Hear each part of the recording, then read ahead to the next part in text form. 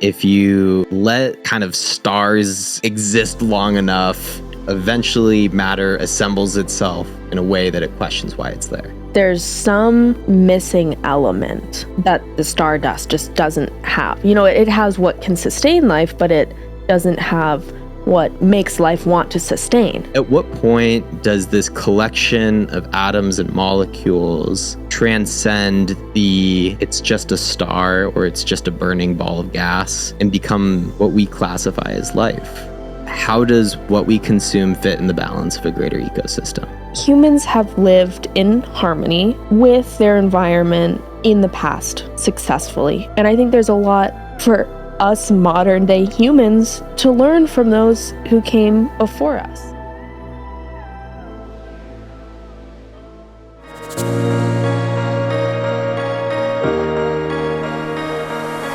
Hello, and welcome to episode 12 of the Can I Tell You Something podcast.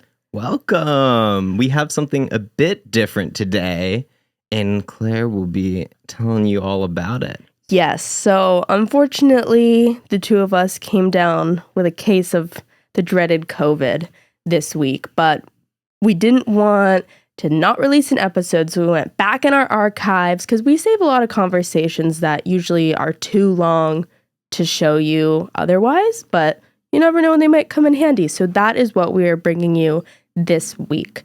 So if you remember last week's episode, Speaking with the Trees, we went over some really cool new research about feelings and emotions and communication that plants have. And when we had that, Brendan and I got into quite the long conversation, just philosophizing about life and human rights in general. So we are coming to you from the future, just explaining that what you are about to witness was recorded a week ago for last week's episode, but it does kind of go a little bit deeper into the research we found and the meanings we can take from it. Yeah, I would say the expanded universe of our previous week's episode, and I'm really excited to share it with you all. I've been listening to the bits as you've been working editing it, and there's some good nuggets in there, so I hope you all enjoy. Yes, so like we said, this will be kind of a different format, more of a free-for-all philosophizing style conversation, which I actually really enjoyed having. So you'll have to let us know down below if this is something you'd like to see in the future. And with that, let's get into the episode. So with all of this that we've learned, I think that this is where we start to get into that bigger discussion. We have some new information about how all of these characters in this room are talking to one another. Maybe they're saying nice things about us, maybe not. But I do want to ask those three questions again, and we'll go through them one by one. So first I'll say all three, and we'll start with question one. The first is, what makes plants different from animals? The second, when does something become life? And third, at what point is life entitled to human rights? Okay, let's get into it. First, how would you define the difference between a plant and an animal? I'm going to plainly say that I don't believe there is a difference. Can you expand upon that? Because I think for a lot of people, they would say, what are you even talking about? Sure. So before you gave us this research, I was going to say, I think the only difference between plants and animals is that animals can migrate. And then I was thinking like, well, that's dumb because plants migrate constantly. Like, where do you think their little seeds are traveling through the air for? And so then I was thinking, okay, well, if that's not a difference, then what is? We learned that plants are constantly communicating, and we learned that plants are supporting one another and helping each other grow. And to me, that's just describing a thriving environment and a system that has been built to further the offspring that they produce, which is exactly what animals and humans do, just kind of in a different way. And so to me, that style of life doesn't differentiate them at all.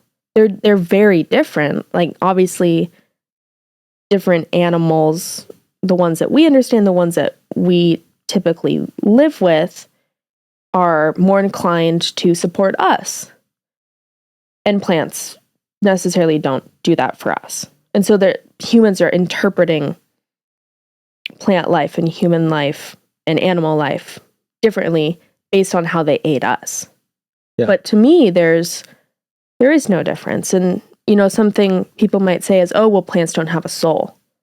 How can you know? How can you say that they don't?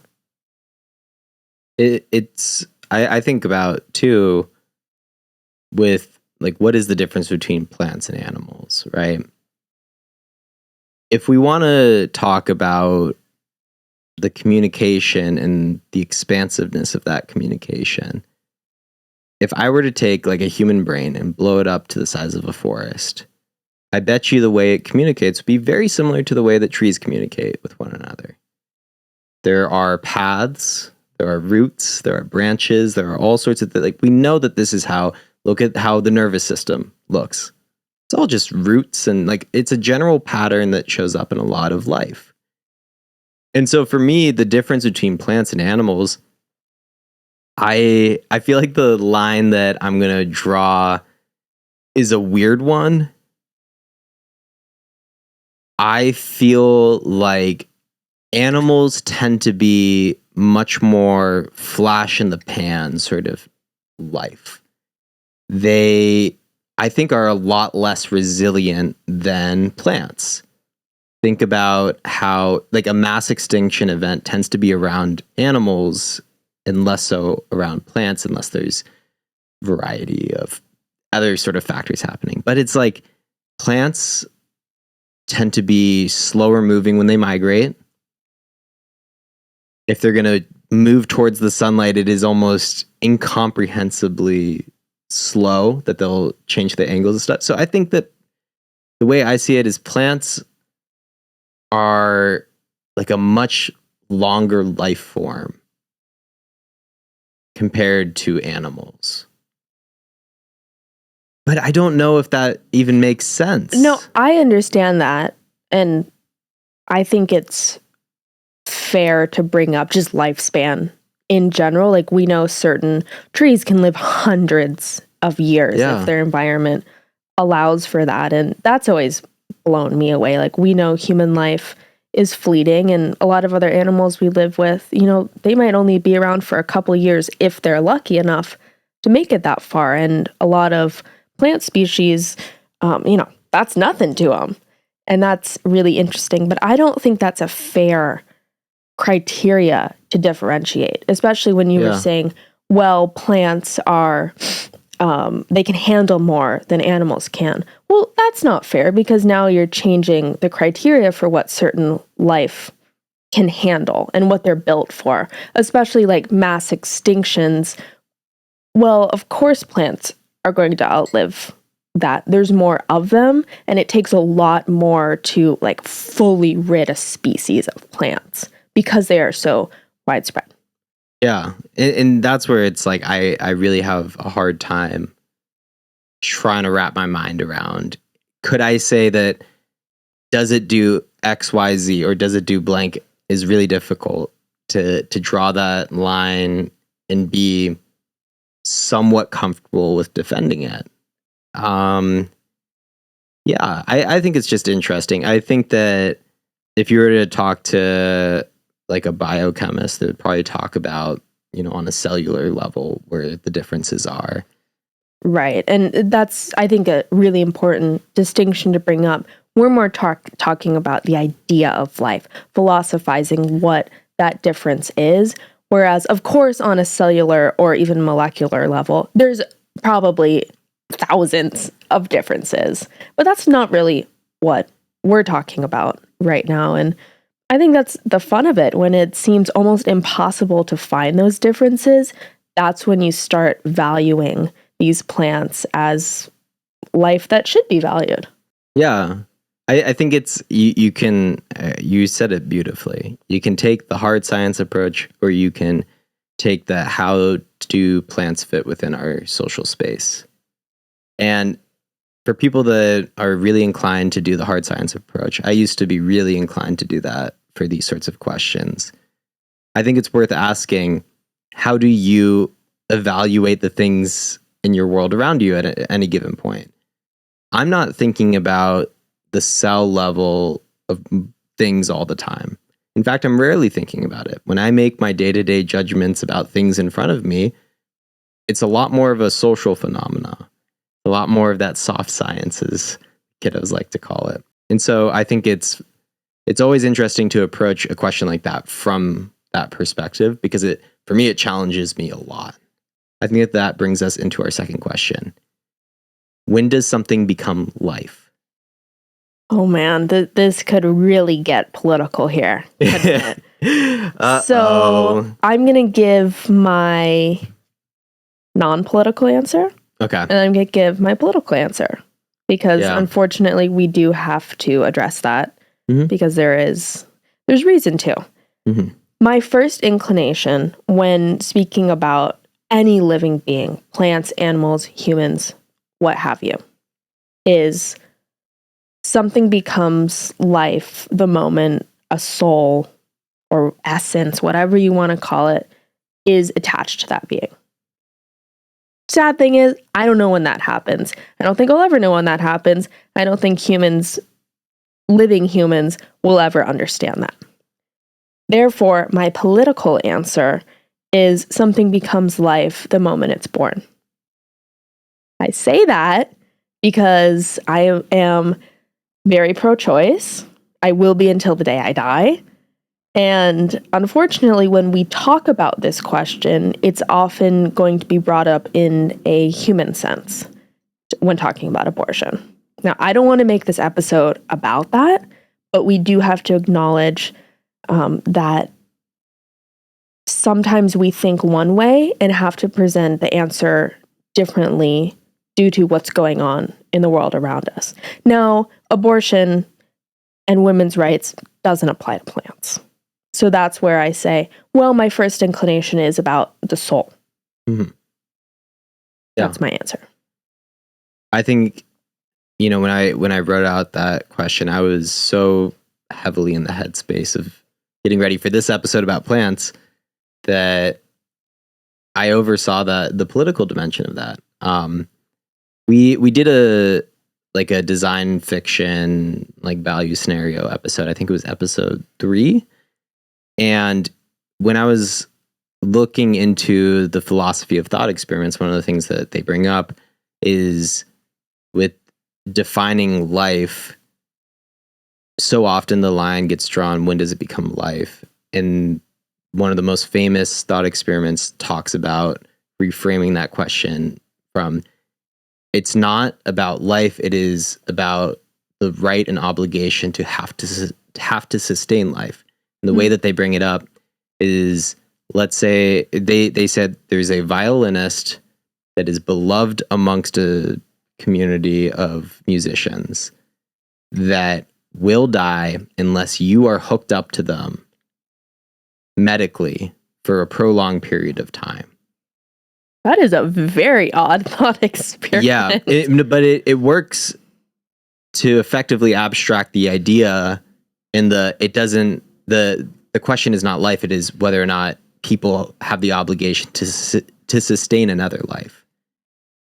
And it's like, if you choose to not engage in that, are you killing the musician? I would say no. I would agree. Because you are under no obligation to sustain that other life at the expense of your own health, well-being, altering your own life permanently.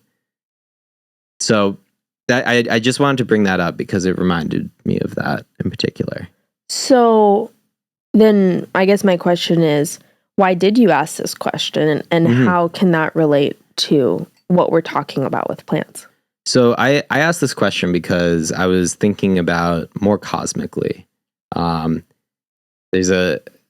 forget who says this, but some wise old person said, if you let kind of stars exist long enough and let the universe exist long enough, eventually matter assembles itself in a way that it questions why it's there. Mm-hmm.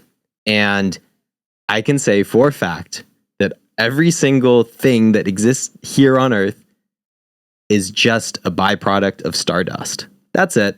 Because the only reason why we have any of those elements on the periodic table is because of fusion, star stuff. So we are a byproduct of that cosmically. And so I think then what I was thinking about is, at what point does this collection of atoms and molecules transcend it's just a star or it's just a burning ball of gas and become what we classify as life? And I think that's where the soul comes in, is there's some missing element that the stardust just doesn't have. It has what can sustain life, but it doesn't have what makes life want to sustain. Yeah. And you need both of that to survive, no matter what you are. If you're a plant, a little bunny rabbit, or a human, it doesn't matter. And that's why I get so frustrated when people say that animals don't have souls and that only humans can. And I really wonder how people get there. Because like you said, we all kind of share that same stardust makeup. We're not all that different from one another. We might have different survival techniques. We might have had different time on this earth that allows us to get to where we are. But down on that, just what we're made of level, I think we're all really, really similar. We meaning life. Yeah. And so that's how I choose to classify life, and why I value animals, and probably now after this plants, on the same exact level that I value humans. And I've talked about this a lot now on this podcast, and it really frustrates me when other humans are putting humans at the way top and making it kind of this pyramid of who's on bottom and who's on top. It's such a shallow way of looking at the world. And I wish that more people would at least take the time to question why they feel that way. I think that it's difficult to question something that is maybe such a fundamental belief or a fundamental rule of how we make sense of our world, because, I'm thinking about the ocean, right? You could have a bunch of minerals and water molecules sloshing around, but in it you have little phytoplankton. You have little bits of life. You have algae, you have fish, big fish, little fish, everything in between. And yeah, I think that what you're saying with the soul, I see that or the way that I try and start to make sense of it is, it feels like there's a certain threshold that's crossed where life starts to fight for itself a little bit. It tries to persist instead of just being another water molecule floating through the ocean. Right. Something within that being is encouraging it, or maybe even forcing it to push on. Mm-hmm. And yeah, like you said, obviously humans have that. Obviously animals that we fully understand have that. And now when you're thinking about plants, especially sending each other nutrients and calling out for help, doesn't that explain that too? So therefore now plants have that. Yeah. I like thinking about it from that perspective. It has some sort of resilience, and not to discredit the rocks and the geological forms and all that. You know what? I think they could too. That's why, when we really go back to that stardust you're talking about, it's well, they're made of that too. So right? What's stopping them from having a soul? That's what really opens it up, and what ultimately challenged my religious beliefs, is when you finally make that leap to look outside your own existence and just think about another being, even for 1 minute in your day, your world can get rocked. No pun intended. I was going to say.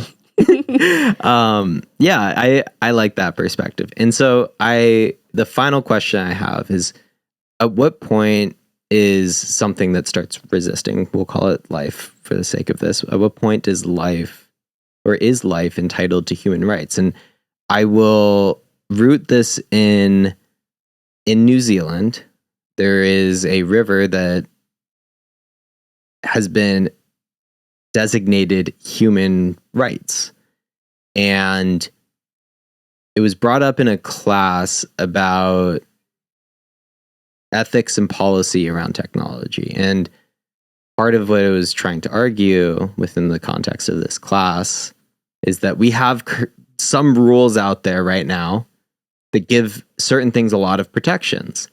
And because of how valuable a piece of our environment is, I will just say that how valuable our whole environment is to sustaining life, to sustaining all of our health, it should be considered equal to the rights of that of a human. You shouldn't be allowed to destroy, maim, and harm the environment in a way that you would get punished for harming another human in that way.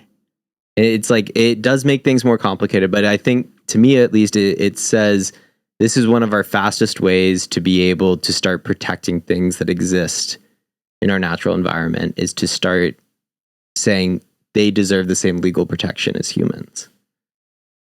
I think that this question, in general, at what point do other life forms deserve human rights, is really great, because on one hand, it's asking you to think about other living beings.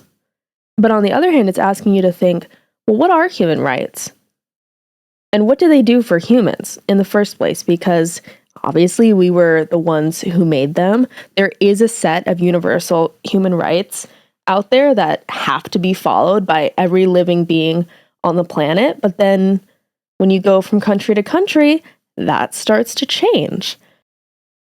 And it's really tough, because if everywhere you go on the planet as a human, your rights are changing, how can you then apply that universally to all other life forms? And how can you assume that those rights should be pushed upon another life form? It's a really fair question. And I think it's tough too, because when we talk about human rights and, like you said, that river, well, humans are the ones deciding what life form gets the rights and what life form doesn't. That's what made me a vegetarian, because these systems and beliefs we have in place for other life forms, they have to be followed both by the law and culturally. I think that's something where it gets a bit more challenging, right? That's where you have to abstract what is human rights versus what is something that is culturally significant, culturally valued to that specific place. So I don't think that there is a generalizable human rights equals plant rights in these basic, like, it's not that simple. It's all contextual. And a big part of that context that I think we need to consider is that every culture values things differently. And so what mental model works best in the space that you're in to be able to support a thriving ecosystem or a thriving environment, a place where humans can coexist with other life and live in that balance without overstepping. Without overstepping. I don't think that humans should be entitled to the excess that we've decided we're entitled to. Oh, I agree with that.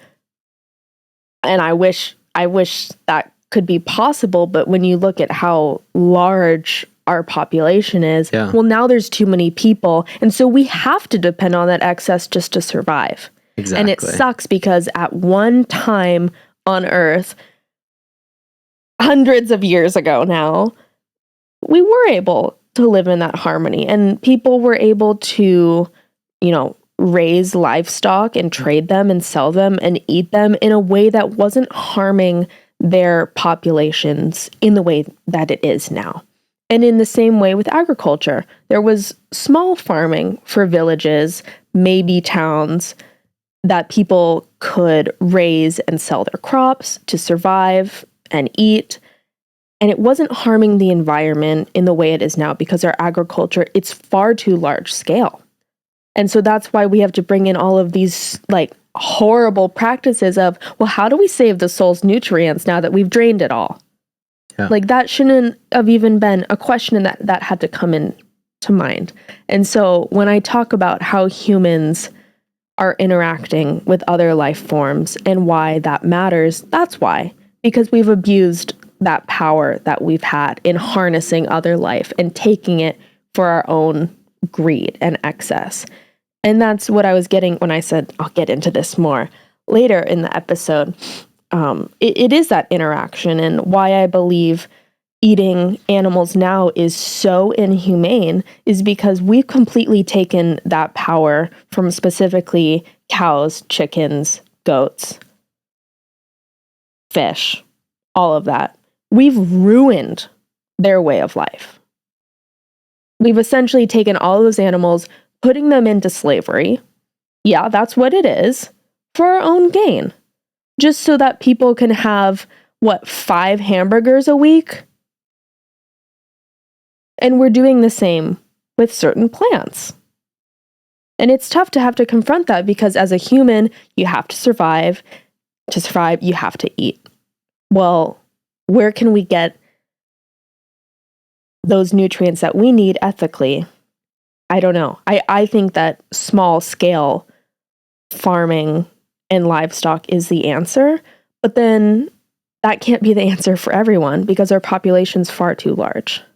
And so then, like you said with AI, well, maybe we change the way that we're farming altogether. Maybe we use our brain for once, find a smarter and more ethical way to go about it so that we can sustain our population and sustain the earth along with it.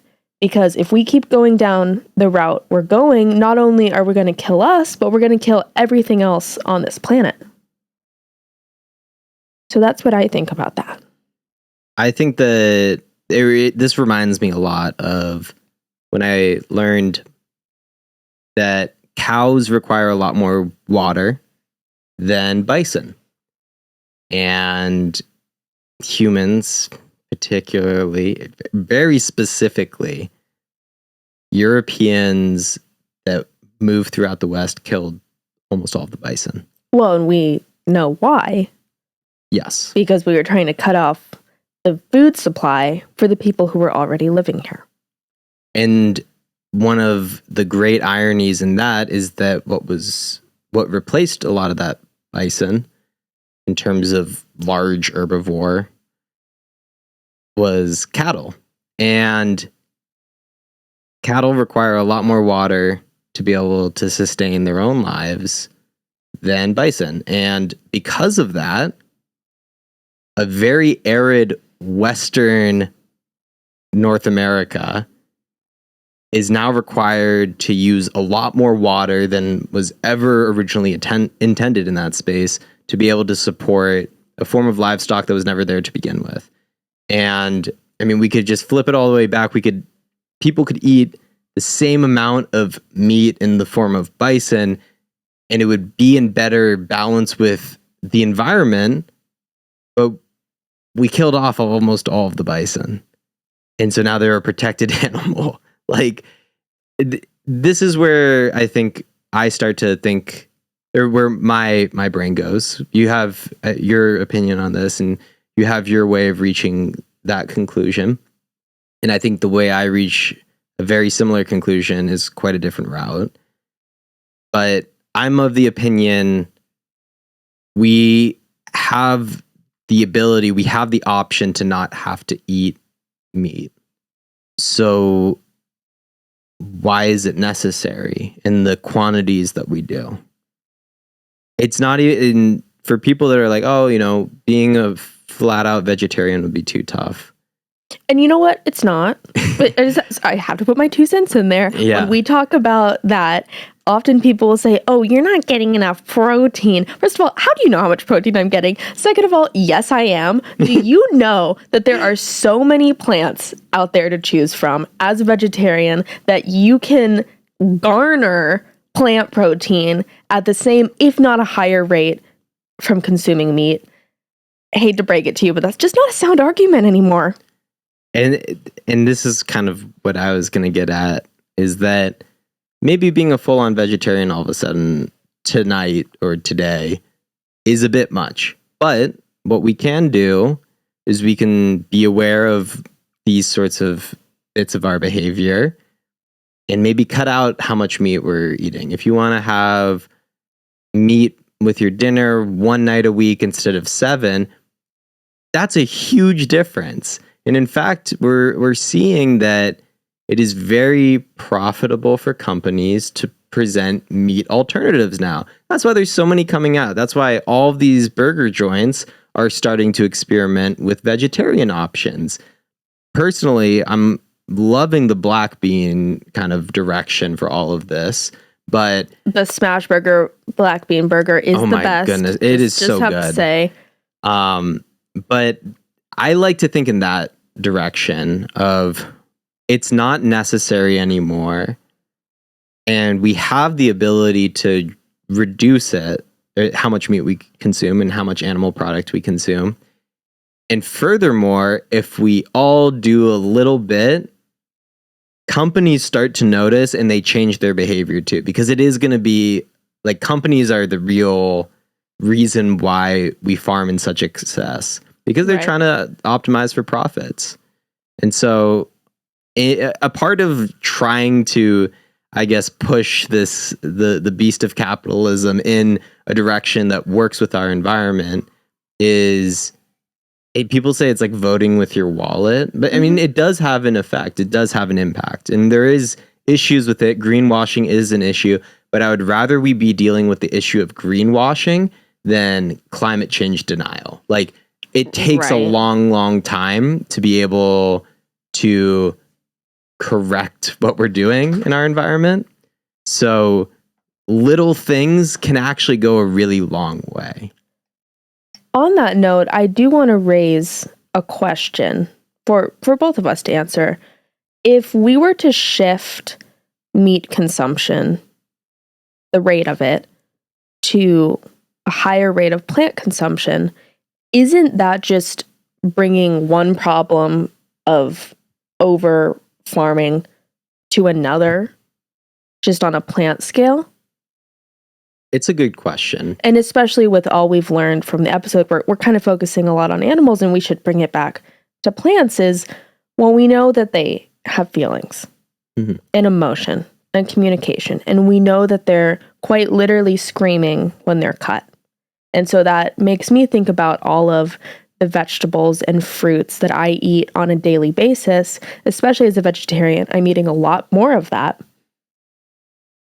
How can I do that ethically now? Now understanding that, well, these plants are raised to die, right? In the same way that our livestock is raised to die.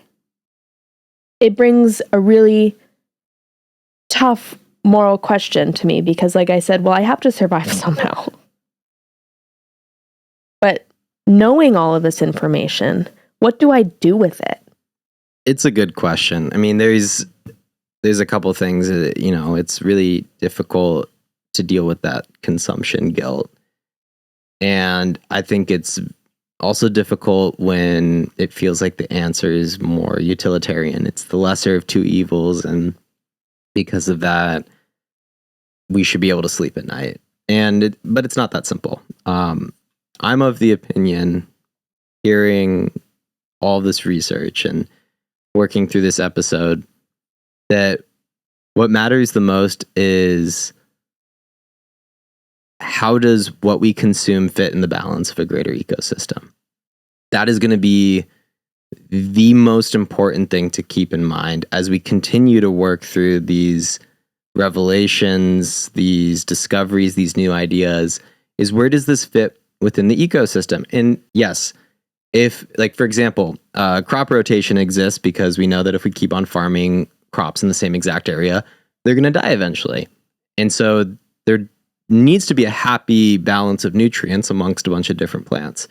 I'm sure that in the near future, we'll find ways of producing crops where maybe many different kinds of crops are next to each other and we can still harvest them really effectively. And I would encourage people that do know more about agriculture, livestock, and farming, because I mean, to be honest, I know very, very little. I've talked to some people that know more. It's always interesting hearing what they have to say about it. But those are the communities that will have, I think, the most insight of where there is balance, where there isn't, what's being wasted. A big thing that's being wasted is water right now. Plants need it. And the method we have of distributing water to plants on farms is not the most efficient one. And because of that, we're dealing with water shortages for a lot of farms. So there's a variety of questions we have to answer. I like to think about, how does it fit in the big picture of the ecosystem? And then the second thing is within climate change as a whole. It can be a really difficult thing to try to wrap our head around, but Hank Green did like a video about it when some other research came out, and he described it really well. Our issue is that we are pulling energy out of the planet, like the core of the planet, through the form of fossil fuels. That is energy dense stuff that is embedded in rocks. We're taking that and we're burning it and throwing it in the atmosphere, which means that there's more energy now in our atmosphere. Energy from the center of the earth now is going out. What we need to do is to reverse that process so that it goes back in. And there's a bunch of different ways we can do that. So a big thing, though, is when we're thinking about all of this, when we're thinking about ethical consumption and how does this fit with plants and animals and what we eat, methane from cows is a huge greenhouse gas. Cutting that out is a huge, huge deal. I'm sure we're going to find plants that are easier to harvest in low water conditions.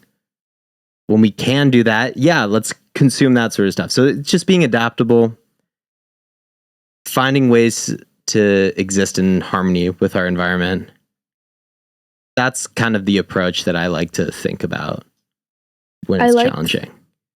I like that, especially the word harmony you used, because that's what I try and stick to in my own consumption and just kind of how I operate as a human being. And I think a lot about how just our consumption rates have gone through the roof of everything, not just food and water, but, clothing, technology, entertainment. It's just so greedy now. And although looking to the past can sometimes be very problematic politically, for this, I think it could actually be really helpful because humans have lived in harmony with their environment in the past successfully before. And I think there's a lot for us modern day humans to learn from those who came before us. It can be as simple as learning what plants are in season and buying those in the time that they're in season instead of requesting strawberries in December. Like maybe you eat squash. I don't know. And that's something I'm working on just like with our own cooking at home is how can I, like as a chef, make meals that stay in harmony with the season of the time? Because nothing is worse than trying to get an avocado in January and having it shipped just so that you can have avocado toast. Do you know what I'm kind of getting at? Think about it this way. I mean, you're saying it perfectly. Like blueberries that come from Chile or like oranges from Chile, it's going to take a lot of fossil fuels to get them here. That should be something we talk about. Not saying, hey, all food from all over the world, stop shipping it around. No, not at all what we're saying. But I bet you, seasonal food's just going to taste better. Well, exactly. But I think a lot of people just don't even understand that anymore because we don't talk about it because we have everything available at a grocery store at our fingertips every single day. Like, I can get an avocado 365 days a year. Mm-hmm. Why? Why is that? And I live in a state that avocados don't come from. Yeah, and I couldn't tell you when seasons are for pretty much all produce, with the exception of like berries and apples. And that's only because I've gone berry picking and I've picked apples. And maybe that's a solution too. Yeah, is like people need to like actually experience farming, quote unquote farming. Yeah. Going to forage for their own food like we used to, going back to the past. Because that's one way you can really understand it. And those are really simple ways to kind of connect back with those life forms, those fruits and vegetables that we rely on. And if people are like, oh, that's not real farming, this, that, or whatever, here's my counterpoint to that. When else are you going to be able to find an apple and pick it off of a tree and have it just click? Apple comes from tree. It's good at this time of the year. And I'm looking all around. There's some that are more ripe, some that are less ripe. Guess what? Some apples are overripe and they fell off the tree. If I don't go apple picking with a fun fall outfit, I would have none of that knowledge. Exactly. Okay, we are now buzzing you back to the future. Ooh. Bzz, bzz, bzz, bzz. We hope you enjoyed that episode, but before we go, we did want to do our classic little debrief. Of course. And now that we've had some time to really think about this material in our conversation, I hope that our lasting comments are a little more impactful for you this week. Yeah, I talked about last week, at least, how the research I found challenged a lot of my assumptions about what makes plants plants and animals, and what does it mean to be alive. And now that I have some more time from that conversation, I feel like I've been reflecting a lot about what does it mean to communicate those sorts of values to people that may not share them? Because, I mean, to be frank, the stuff we talked about is quite radical in terms of where environmentalism is right now. I know it can be difficult navigating news about the environment, especially if you care about it. There have been a lot of disasters that have stacked up this past month. September 2023 is a tough month for our environment. But I also want to add that little glimmer of hope, because you were talking with me about, we have all these ways that we can be better environmentalists, take care of our environment. And sometimes it's exhausting because you feel guilty for doing one thing. You feel like something else is the right thing, or something that you thought was good for the environment. Oh, research just said that it's not. And that's where I really encourage people to take, I don't know how else to describe it, but more of a meditative approach to taking care of the environment. What's most important is that your intention to care for the world around you is there. And it shouldn't matter how big or small the act is, as long as you continue practicing the act of caring for your environment. And that can be as simple as picking up some trash in your neighborhood. And I mean, that actually does make a difference, because then that trash is no longer there within, the natural environment. It could be as simple as talking to your friends about the environment.